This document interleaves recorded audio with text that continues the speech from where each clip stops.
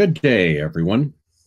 I'm Bob Ackerman, the editor-in-chief of Signal Magazine, and I'd like to welcome you to our Signal Media webinar titled Intelligence at the Tactical Edge: How the Convergence of Distributed Compute and Intelligent Networking is Driving the Next Generation of Battlefield Situational Understanding.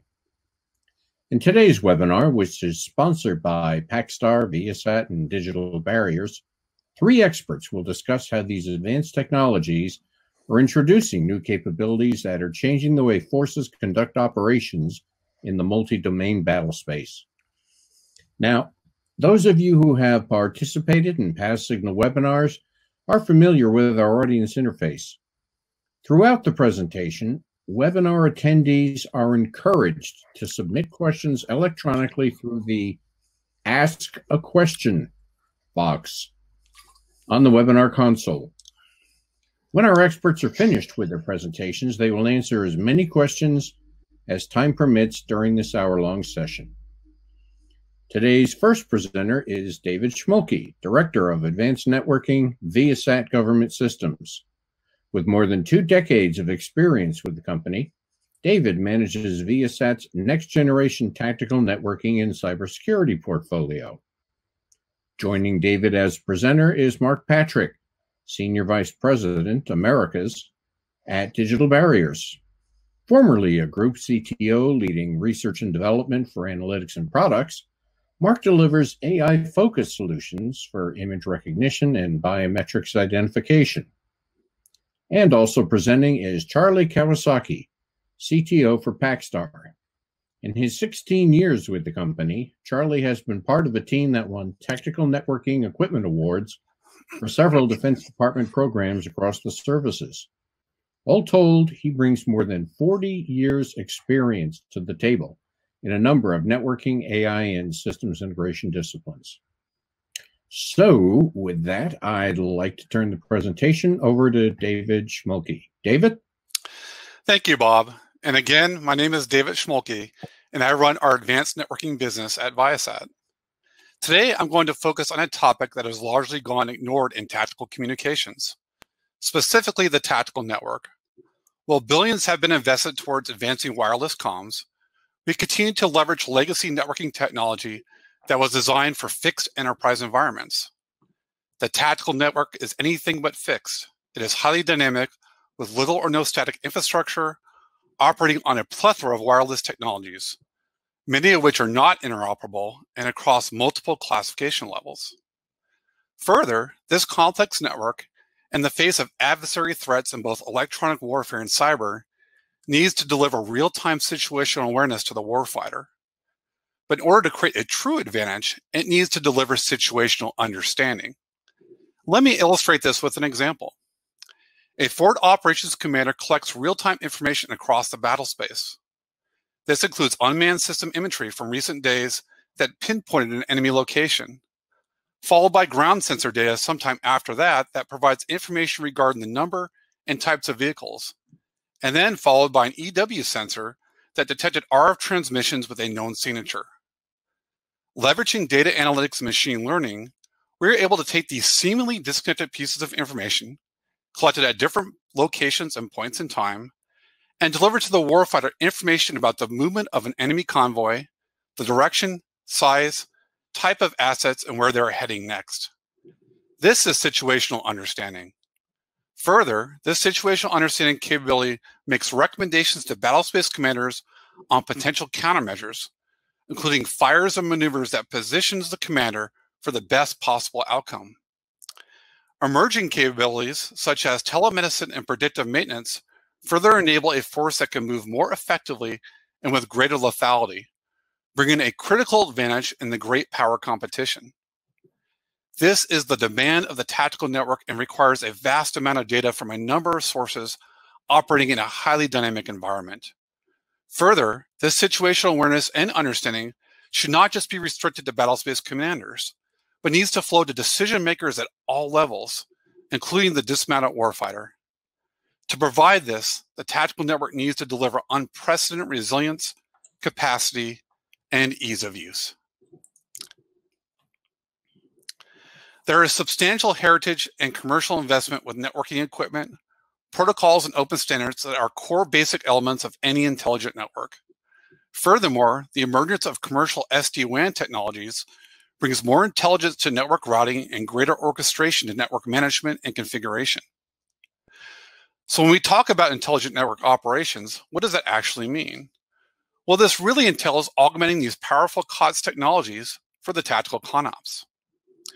We commonly talk about pace management. This is the notion of having multiple comm bearers where you select between primary, alternate, contingent, and emergency comms links. The intelligent network takes this one step further. We want to look across all available comm bearers and use all bandwidth that is available. This entails bonding or aggregating data packets across multiple communication nodes and then recombining those packets on the other side. As comm bearers come in and out, the network automatically adjusts, bringing more capacity and higher resilience. Why do this just for the WAN or beyond line of sight communications network? What about the local area network or tactical radios, direct line of sight links, and private LTE or 5G bubbles? Here we take the concepts of SD-WAN and create SD-LAN to bring intelligent application-aware routing, bonding, and orchestration to the local edge tactical network. How can you have a network that is so dependent upon wireless links and not have the network be radio aware? Here, standardized networking protocols such as DLAP enable control and status to flow between the intelligent router and the various radio devices across the network, so that the network can collect information from the radio, such as connectivity status and frequency blockage, enabling the network to take action. In addition, this coupling between the network and radio simplifies the setup and management of the network and enables more rapid and automated debugging. The tactical network is a goldmine of intelligence gathered from network devices themselves, including routers, radios, cyber sensors, and through environmental awareness. From this rich data set emerges patterns that, when combined with artificial intelligence and machine learning, enables the intelligent network to automate the setup, healing, and routing of the data, and to predict and respond to issues before they become an issue. So how is intelligent network operations bringing resiliency to the tactical network?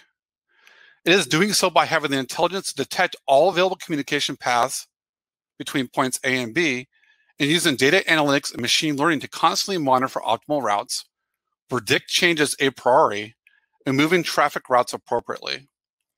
This includes data-aware packet prioritization to ensure time-critical data is delivered when links are restricted.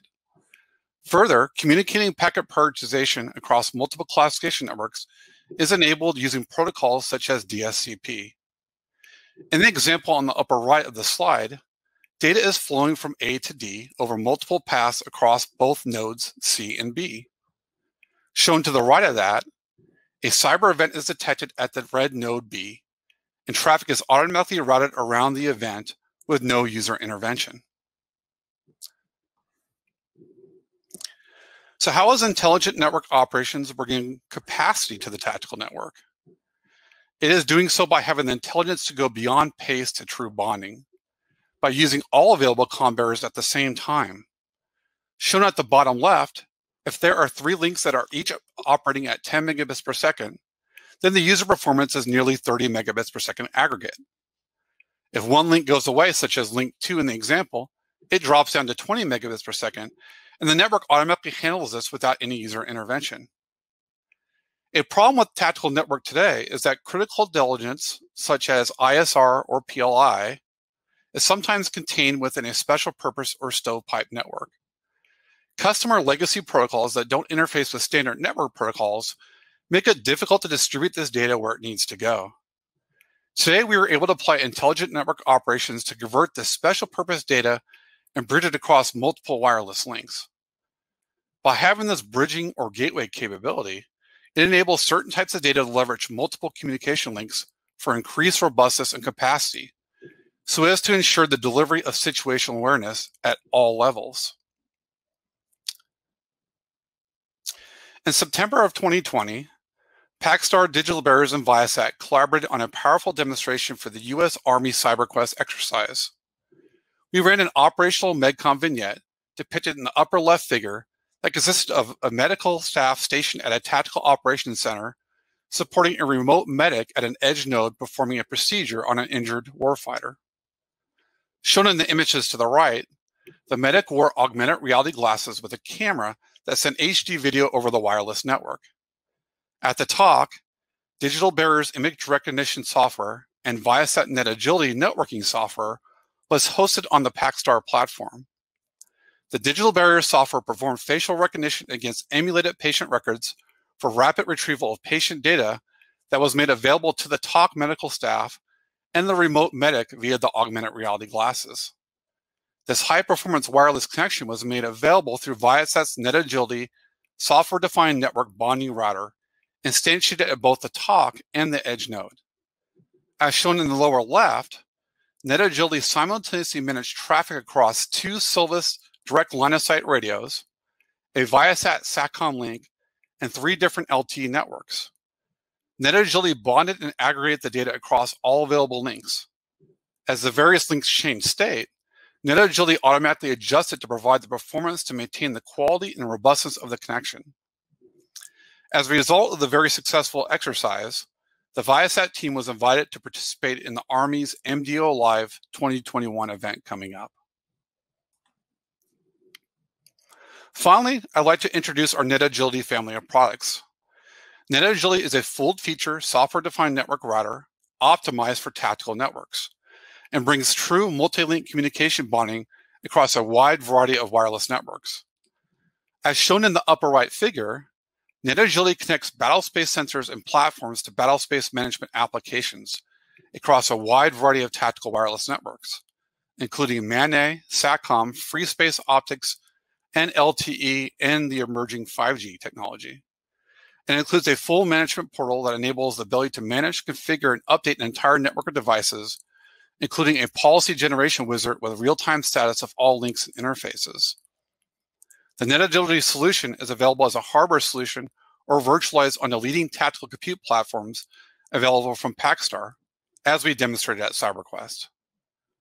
We have a roadmap of capabilities we are continuing to build into this platform, which will include active cyber sensing, radio awareness, AI-based configuration, management, and network routing, and an integrated distributed cloud capability to bring access to applications, even in disconnected operations.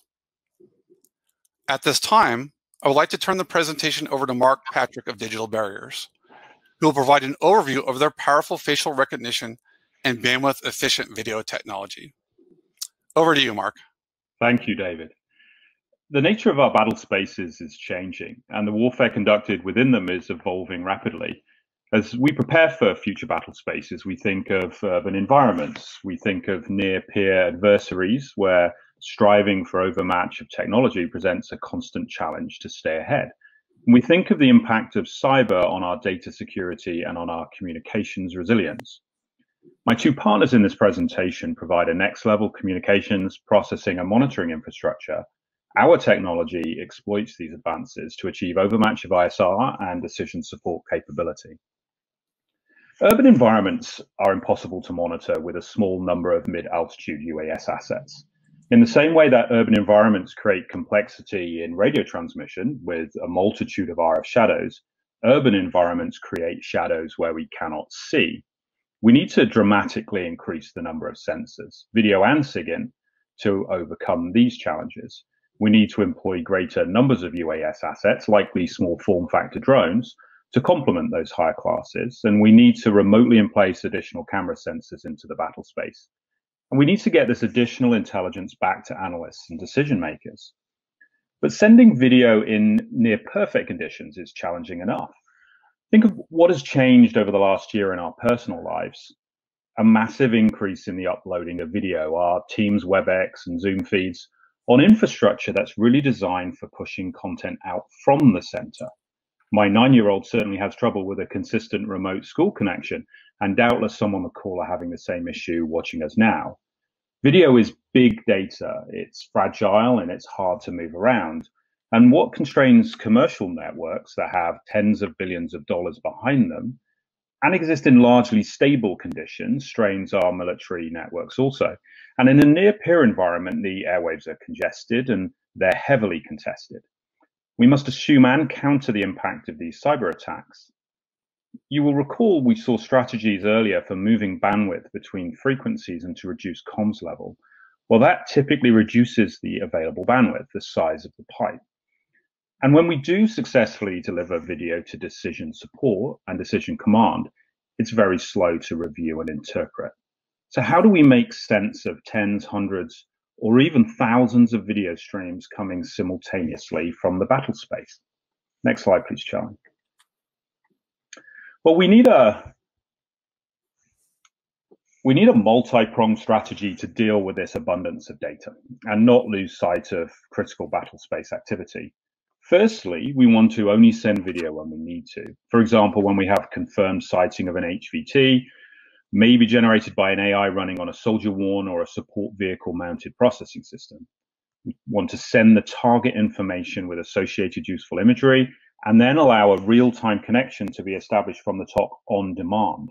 Well, this requires processing at the edge, something Charlie will cover next.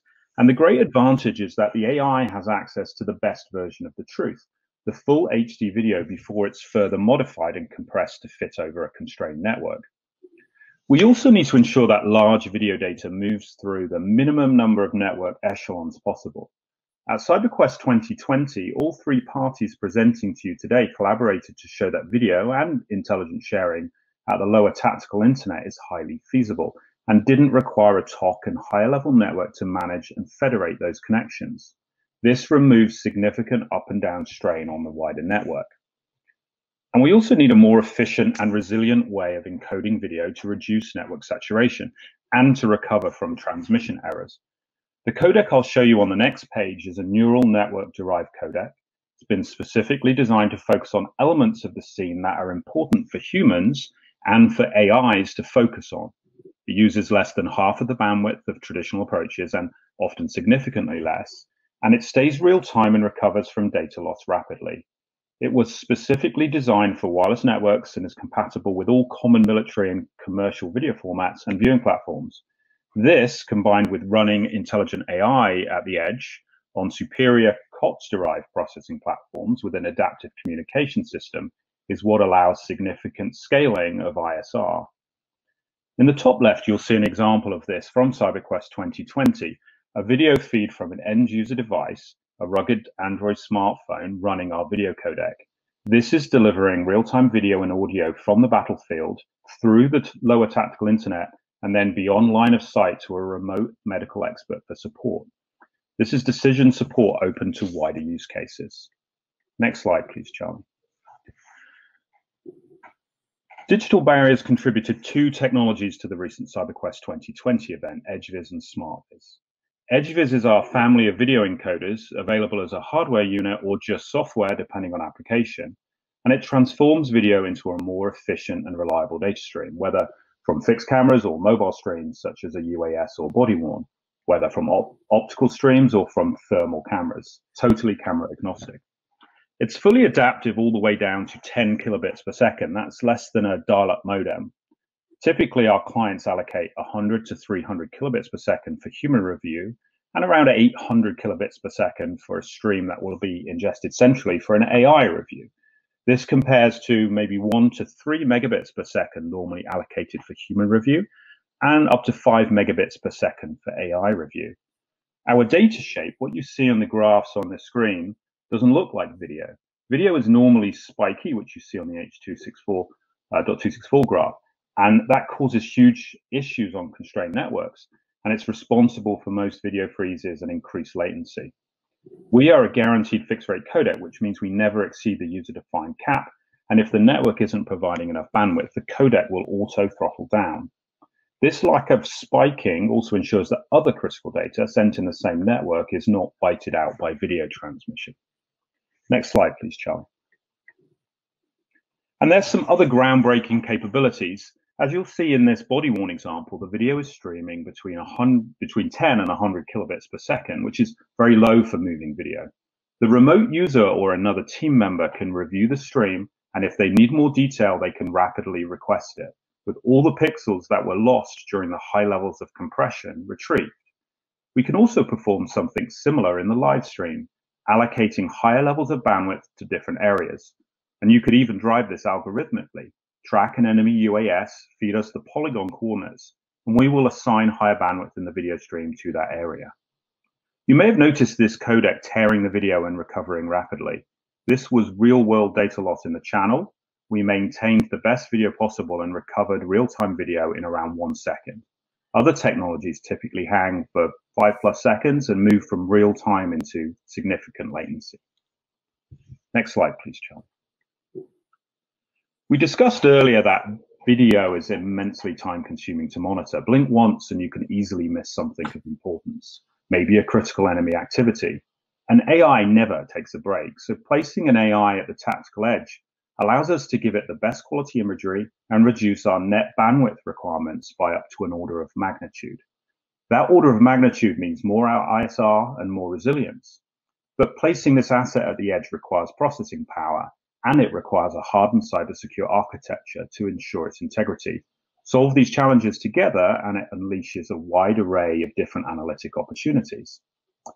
Our analytics range from sophisticated intrusion detection and zone crossing to facial recognition designed for poor angles, imperfect imagery, and distance effects, and we have a growing object recognition capability. These analytics are designed for environments where adversaries are actively trying to defeat the analytic. A basic intrusion detection algorithm for, say, commercial security can be easily defeated by a simple technique such as log rolling. A facial recognition algorithm designed for a passport e-gate, where someone wants to be recognized, can be easily defeated by keeping your head pointed down while you walk. So in the same way that a smart missile has to defeat countermeasures, our analytics have to be as resilient as possible to adversary countermeasures. So just as our networks require enhanced technology on the battlefield, so do our analytics to survive. We train our AIs for these scenarios. We train them to auto-calibrate a scene to understand the 3D nature automatically, reducing configuration for a rapidly in-place sensor. And we train them to be flexible to evolving challenges. In this slide, you'll see analytics ranging from intrusion detection to object recognition, including an ISIS flag detector rapidly developed for a client test event. And of course, video isn't the only sensor we have available to analyze. Just as we can trigger a stream on a weapon being withdrawn from a holster for law enforcement, we can use other sensors to inform our AI. In the field medic example we saw, think smart alerting when critical medical supplies are opened and used, triggering resupply. This level of analytics requires AI to accelerate the decision processing to real time, and this therefore requires advanced compute power at the edge to deliver it. This is where Paxstar comes in for us, and I'm delighted to hand back to Charlie to cover the platforms that we exploit to deliver this capability.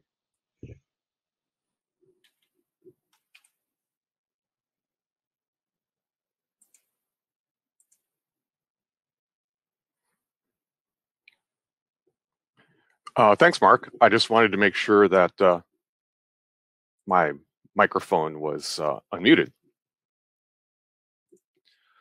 Hi, everyone. Charlie Kawasaki, CTO for Packstar, part of the Defense Solutions Division of Curtiss-Wright. Now that you've seen compelling advanced technologies from Viasat and digital barriers, I'm going to cover challenges and approaches to making them deployable at the network edge, that is, in the field, where they need to be quickly deployable or mobile and may operate in environmentally harsh environments running on unreliable or limited power. The technologies just described by David and Mark are examples of a broader trend, tactical networks looking to deploy increasing amounts of advanced technology at the edge. This is driving up system complexity and system size, weight, and power, leading to difficulties in fielding and managing solutions. Here are a few more examples of drivers of complexity at the edge of the network, including new radio capabilities, including diversity, interoperability, and new waveforms, AI and ML-enabled automation systems for ISR and cyber, additional networks such as MPE, cloud replication, storage, and increasing compute at the edge, unified capabilities, commercial solutions for classified and PKI, and additional cybersecurity monitoring. Making matters more challenging, the systems in tactical environments are fielded in platforms and situations that have stringent size, weight, and power or SWAP limitations. Limitations requiring reduction in size and weight include things like constrained space on vehicles, systems that need to be flown into theater, systems that need to be warfighter carried.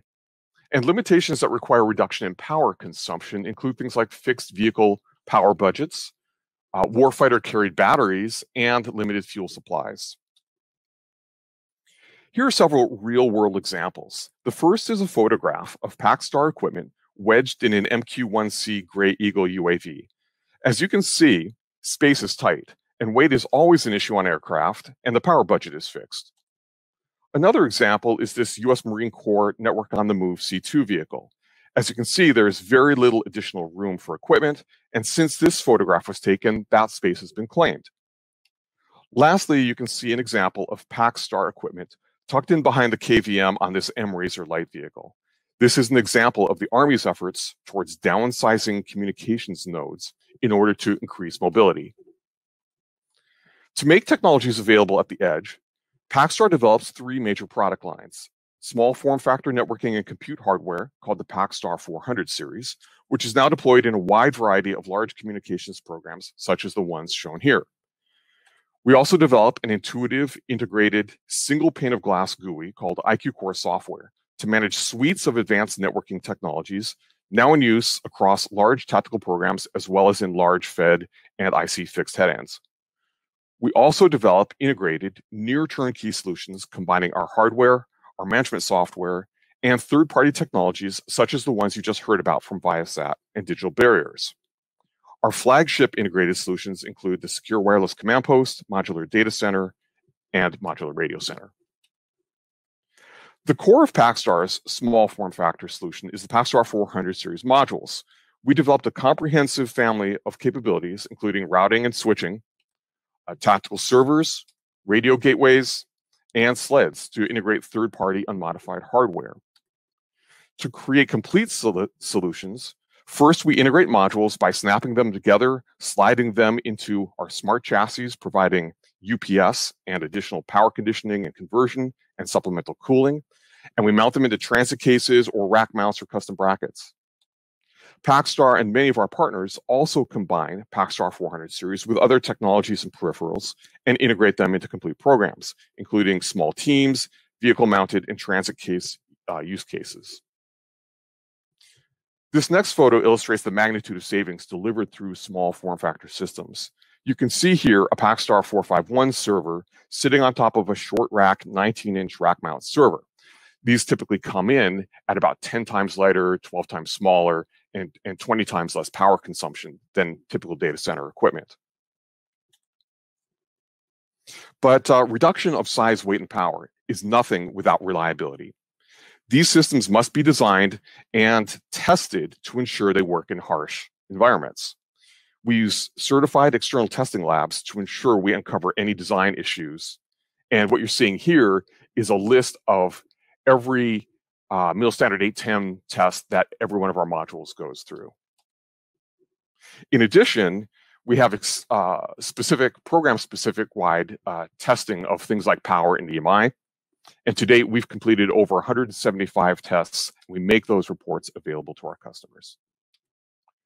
So drilling into a little bit more detail about our server product lines, when it comes to computing at the edge, we leverage two important technology trends to help our customers meet their objectives. One is the continued increase in performance of semiconductors, enabling us to deploy ever more compute power at the edge. The other trend is in virtualization and software-defined networking.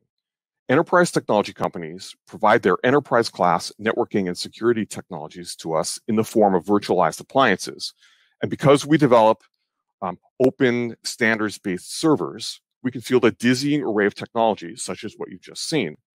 On this slide, you can see a few examples of our tactical server product line. We include a wide variety of processor platforms up to the Intel Xeon D 12 core with 128 gigabytes of RAM. We have advanced modules in the form of our Packstar 455 that includes a hyper-converged NAS or storage option. We also have our GPU-enhanced server, which is what Digital Barriers was talking about before, optimizing AI and machine learning applications at the edge of the network. We have lots of storage options. We have multiple I/O options. And of course, as I showed you on the previous slides, these are all mil standard A10F tested. So I've just illustrated how small form factor solutions enable delivery of technology to the edge of the network, but that still leaves system complexity unaddressed. Now I'll introduce Paxstar's powerful solution to this, Iqcor software. Today's deployable comms teams use systems made up of best-of-breed solutions. This results in operators confronted with multiple vendor user interfaces, requiring extensive training time, leading to complex and error-prone configuration, long setup times, and high downtime. Paxstar developed Iqcor software, an integrated intuitive GUI or single pane of glass to overcome the growing problem of tactical network complexity. Iqcor software does this by reducing configuration errors, simplifying troubleshooting, saving time, and providing cyber situational awareness. It also facilitates remote and distributed management. Paxstar makes Iqcor software available in 3 major editions that work together to deliver unparalleled results. Iqcor Network Communications Manager, or NCM, shown here, runs on network nodes, manages a broad range of popular DoD devices. It has a comprehensive suite of tools designed for both lightly trained operators and advanced administrators. Iqcor software automates routine and complex tasks that often require interaction with multiple vendors' products using powerful wizard-driven user interfaces. Another edition of Iqcor software is Iqcor Roam. It enables distributed and remote network management, even in disconnected, intermittent, and limited environments. Iqcor Roam runs on both remote and central network systems, enabling local and central administrators to see the same views and collaborate to ensure networks meet mission objectives. Some of today's largest tactical networks are organized in hierarchies or tiers, with large command posts or facilities at the top and remote teams at the bottom. Iqcor Roam can be organized the same way, enabling administrators and operators to navigate the network from top central node to the bottom remote nodes, mirroring the network structure. Another edition of Iqcor software is Iqcor Cryptomanager. It runs on network nodes and it includes extensive capabilities for managing VPN gateways, certificate authorities, and PKI. This reduces the complexity of deploying military-grade encryption solutions and is ideal for secure wireless and mobility solutions, including commercial solutions for classified or CSFC solutions. To make integration and deployment as smooth as possible, Paxstar creates integrated solutions comprising our Paxstar 400 series, Iqcor software, and many third-party virtual appliances and software packages. Our 3 flagship integrated solutions are the Secure Wireless Command Post, providing single and dual tunnel PKI-enabled encryption, including CSFC-listed components and CSFC-registered solutions. Our modular data center, providing scalable computing and storage resources, including tactical cloud in the same rugged small form factor. And the modular radio center, providing radio interoperability, radio over IP, and voice management services, integrating traditional LMR or soldier radio and internet technologies into a single package. We've combined Viasat and digital barriers technology with Paxstar hardware to create integrated solutions as demonstrated at Cyberquest 2020. So go ahead and contact us if you'd like to learn more about that. So that concludes my prepared remarks. I'm turning this back over to Bob Ackerman to start our live Q&A. Thank you. Okay, thank you, Charlie. Again, everyone, the portal for joining the conversation is the Ask a Question box. And I encourage you to put questions in there. We already have some. I'm going to turn to those right now. And this one I think is for you, Charlie. You mentioned your system has a UPS UPS built in. What is it? So we've got several different approaches to UPS in the Packstar 400 series product line, and I just so happen to have one behind me. So let me show you just quickly. This is 3 modules that are mounted in what we call our smart chassis, and it has worldwide AC, it has wide range DC in, and it's got a built-in UPS that has both lithium ion or nickel metal hydride battery options built right in. It also does forced air cooling over the top.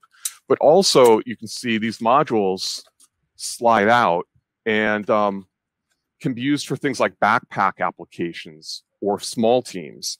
And on the sides, you can just snap in regular radio batteries like in PRC 148, 152 batteries right on the side. And so that provides hot swappable battery backup that can run on a standalone basis. And also you can just snap these things together using the radio batteries, and then they share power and you can power them hot swappable batteries on the side like that. So we've got a bunch of different UPS options. Okay, thank you. Next question, Mark, correct me if I'm wrong, I think this is in your neighborhood. The H.264 codec has been a standard for quite some time. Why can't it handle the challenges you're discussing in these use cases? Thank you, Bob. Well, the H.264 and indeed H.265 codecs are great codecs, really focused on media transmission. So they have great support for interoperability, but they intrinsically have a number of downsides because of their strategies for encoding. They both rely very heavily on high data rate keyframes, and they're really unable to react swiftly when network conditions change. And that interoperability makes them pretty static as well, meaning their technology can't evolve. EdgeViz is just as interoperable because we can, if required, convert between those standards. So we're just a smarter pipe. But we shape the video more rapidly and in harmony with the specific nature of the network that we're operating on, all, I guess, seamless without user control. So this means we can automatically take advantage of the adaptive nature that, let's say, Viasat provides on their network and reshape the video stream under any conditions. Okay. Right. Well, this is more of a telecom question. So, David, this might be yours. How does this solution work with the emergence of 5G? Well, certainly 5G is a hot topic in government military use case right now. There's a lot of envisioned applications for 5G, everything from kind of smart warehouse applications to, marrying 5G, which obviously brings a lot of performance, to with augmented reality glasses to support things like aircraft maintenance, user training. Another probably really interesting one is tactical battlespace communications, right? So being able to integrate all the sensors across that battlespace using the higher performance of 5G, enabling essentially higher situational awareness and understanding in doing so. And so 5G is interesting because it does have some unique features that make it well adaptable to that tactical edge ConOps. So first off, it's designed to be able to support a standalone operation. So you have obviously 5G being used by all the major commercial wireless carriers, the AT&T, Verizon, and so on. But then there's a well thought out use case for 5G and connecting corporate enterprise buildings, warehouses, and what have you. And so you have this requirement to be able to operate, company A on one side of the street and company B on the other side of the street. And they each should be able to have their own standalone 5G network and coexist. And so one of the ways they achieve that is 5G brings the ability to be, very frequency agile and be able to operate over a wide range of frequencies. And one of those frequencies is called millimeter waveform. Millimeter waveform has much lower propagation characteristics, so you can have that ability to have, two companies right across the street from each other, not interfere with each other.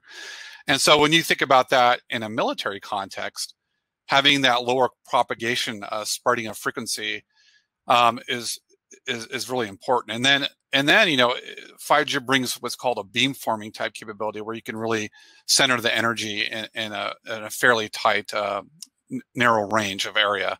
And so that also brings a stronger LPI, LPD characteristic. Now, thinking about this in the context of something like net agility NetAgility, our software-defined networking capability, uses open networking protocols and standards. So interfacing NetAgility is very easy. The EPC core of a 5G network has already inherent SDN capabilities built into it. So tying that into NetAgility makes a lot of sense. Probably the more interesting piece of that is when you now bring a technology like 5G into a tactical edge environment, you're going to have regulatory issues with what frequencies you can operate on. That's going to change by region and country. If you now combine 5G with other comms bearers like SATCOM and man-made radios and what have you, you have interference avoidance issues. You don't want to have those radios stomping over each other.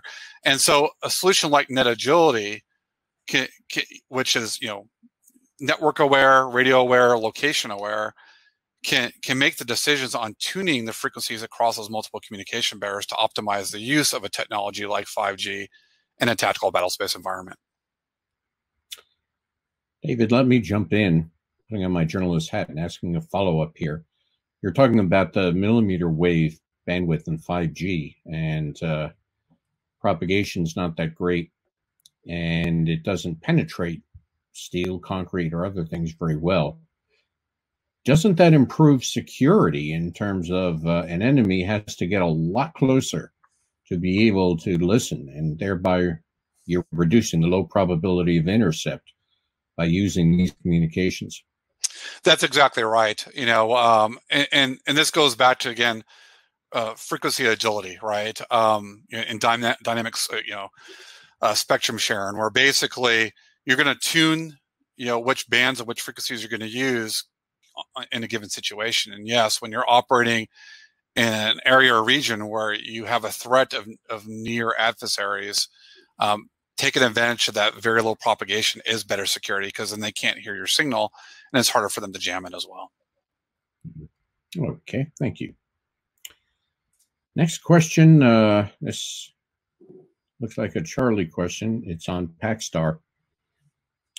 In the Paxstar chassis, is the battery a proprietary UPS or a standard military radio battery, such as the 2590 or the 5590?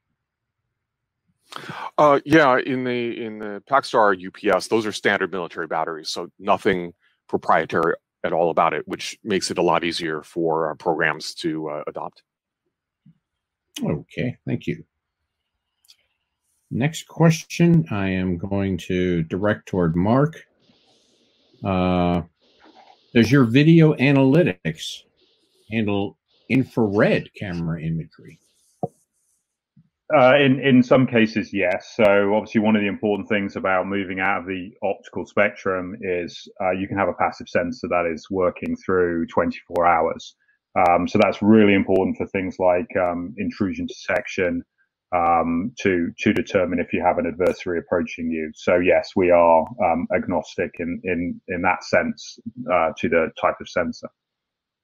My next question here is a clarification on that. Are you referring to EOIR?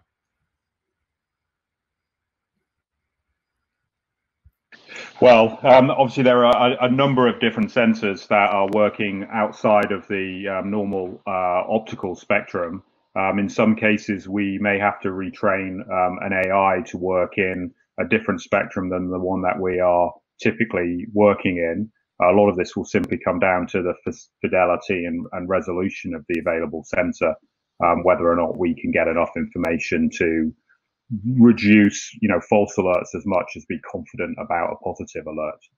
But certainly we have quite a lot of flexibility in our tool set away from just optical, which obviously restricts you if you're just optical to a small part of the day.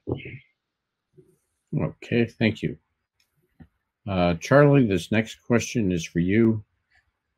What makes your GPU server different from some of the others on the market? So I have a GPU server here, and what really makes this different, in addition to it being readily compatible with the Paxstar 400 series form factor and family, is that we're using a Intel processor on the top and a PCI connected Nvidia GPU. And what that allows us to do is support all the same kinds of software that developers of software don't have to recompile or retarget their software for different processing platforms. So we have seen small versions of the Nvidia Xavier platform, for example, but that's an ARM processor. And so that requires changing your software. So this is what Digital Barriers was able to run their AI on, unmodified, just copy the software over and up and running. And it lets software developers take advantage of all the development that they've already put into their platform because it's got the same architecture that you would find in a normal enterprise type server. Okay, thank you. David, I'm going to take a shot that this next question is for you. How much compute, processing, memory is needed to run the smart router capability? Yeah, it's a good question. So we've ported that capability into a number of different platforms. As light as running on a Raspberry Pi board. I think it was a Raspberry Pi 4 using A72 ARM processors. So, we've been able to do that with as little as 1 gig of RAM and around 2 gigs of storage.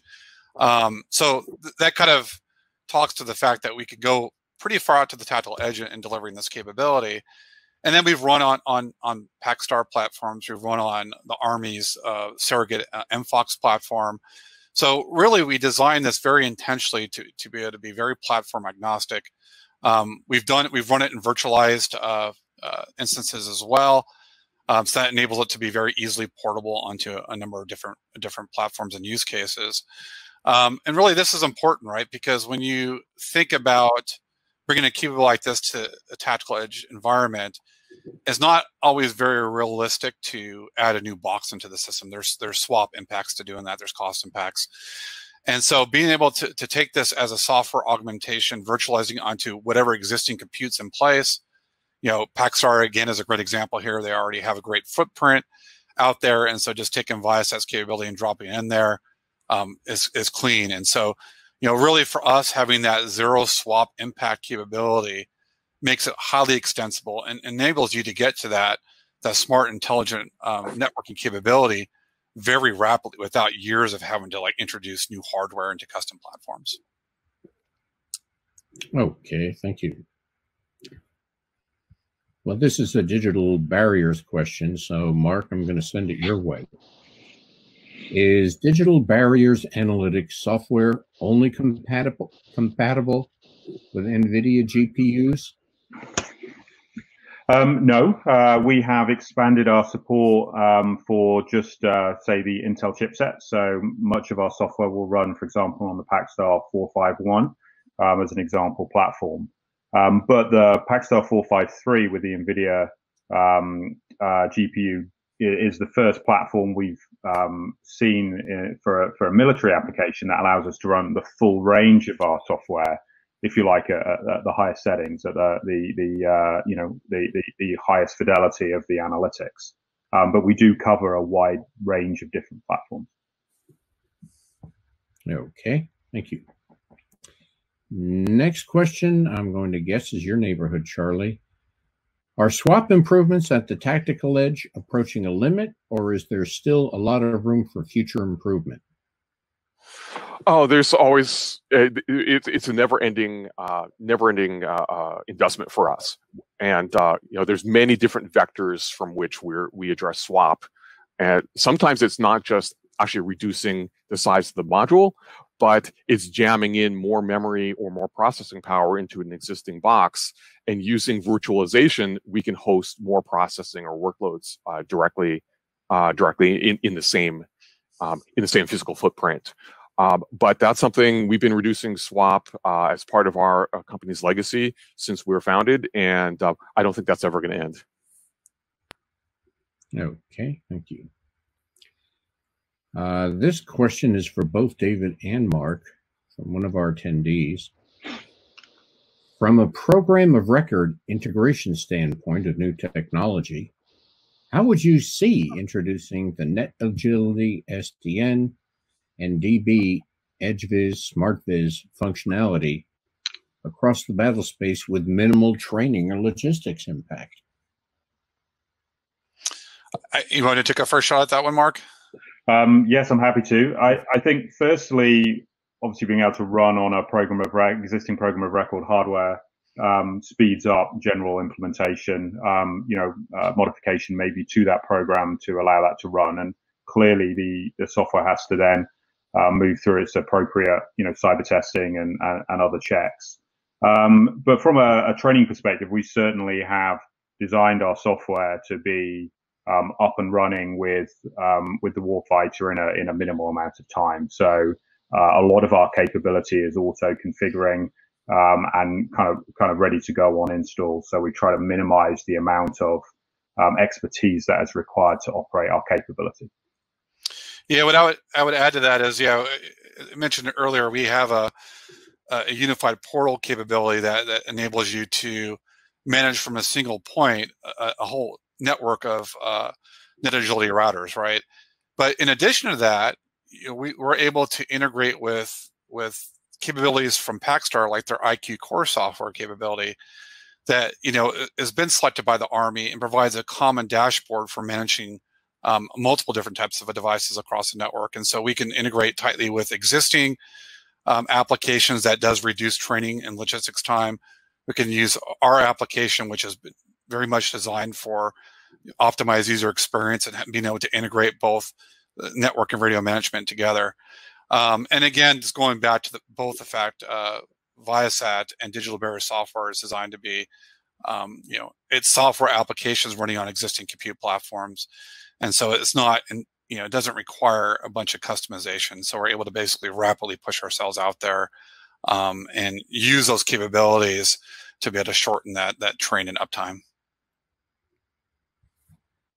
Okay, thank you, gentlemen. David, going to turn back to you for this next question. You mentioned pace. However, does the intelligent network concept automate pace? Or might it lead to, in the future, the elimination of pace concept altogether? Yeah, no, that's a great question, right? Because pace, the way it is defined right now is, okay, I got multiple comm bearers. I got a primary, alternate, and contingent, and so on. And I'm going to start off with my primary. If my primary goes away, I'm going to drop off to the next one, and so on.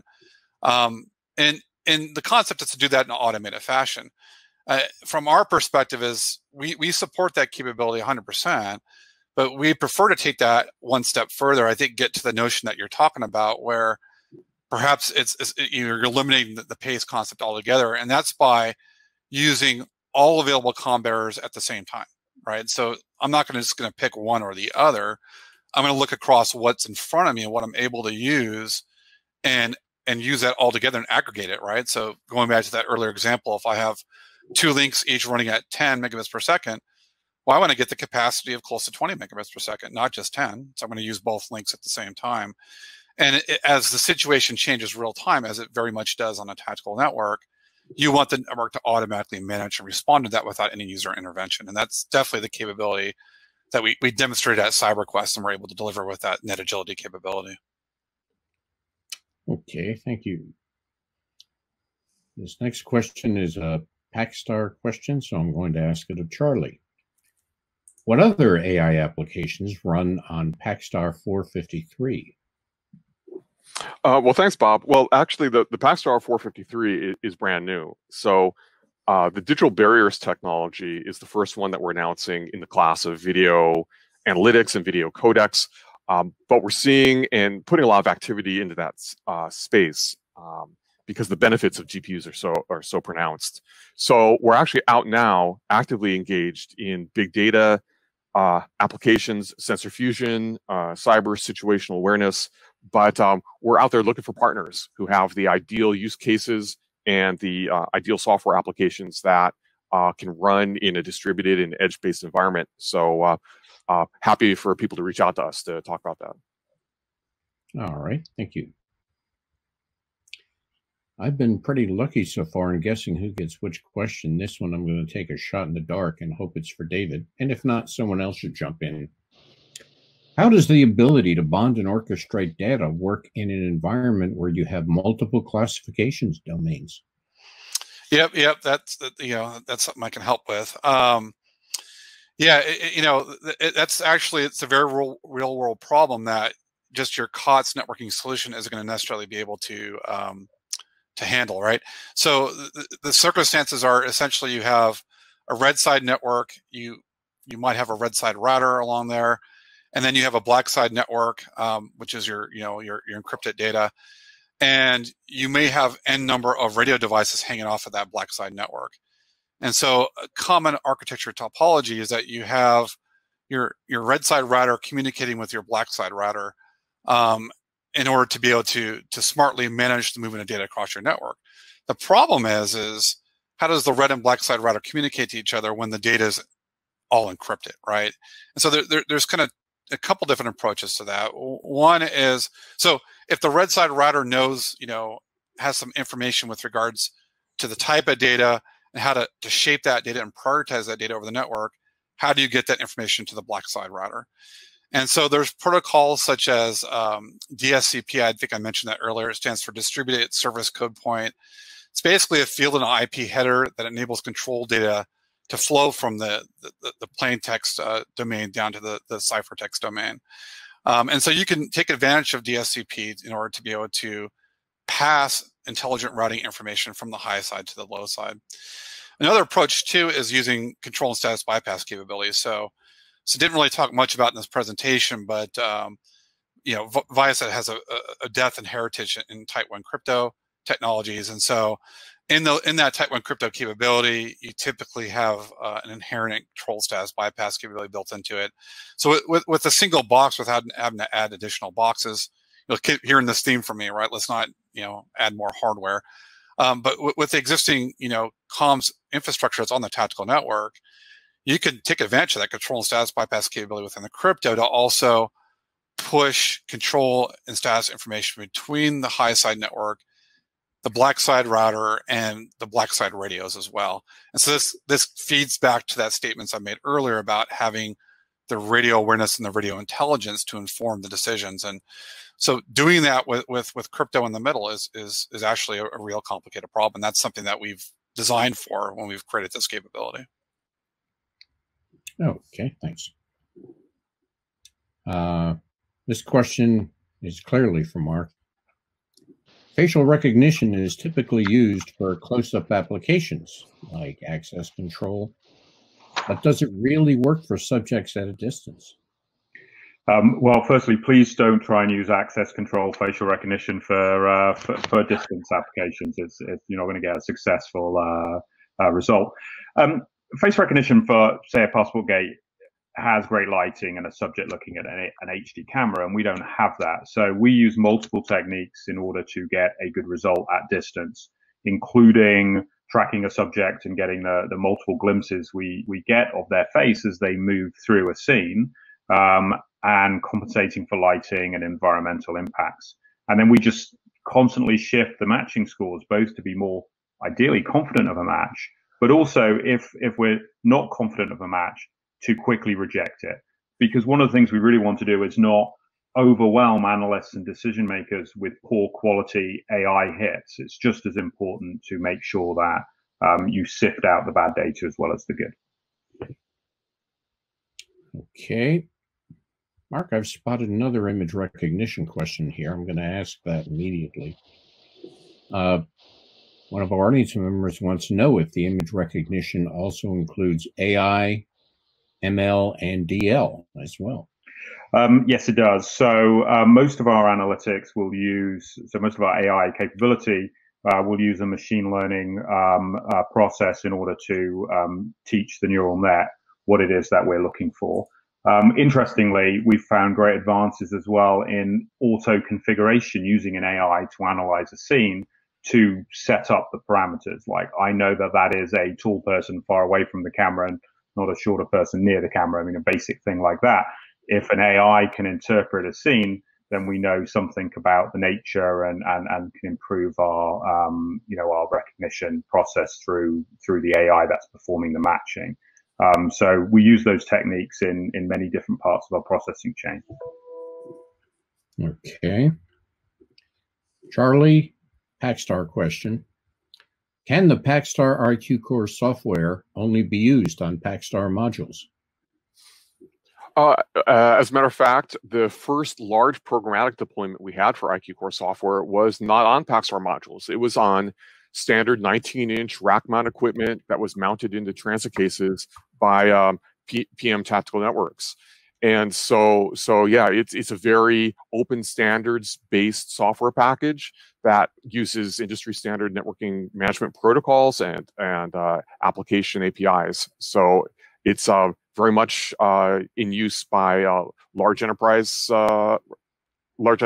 as well as tactical hardware. Okay.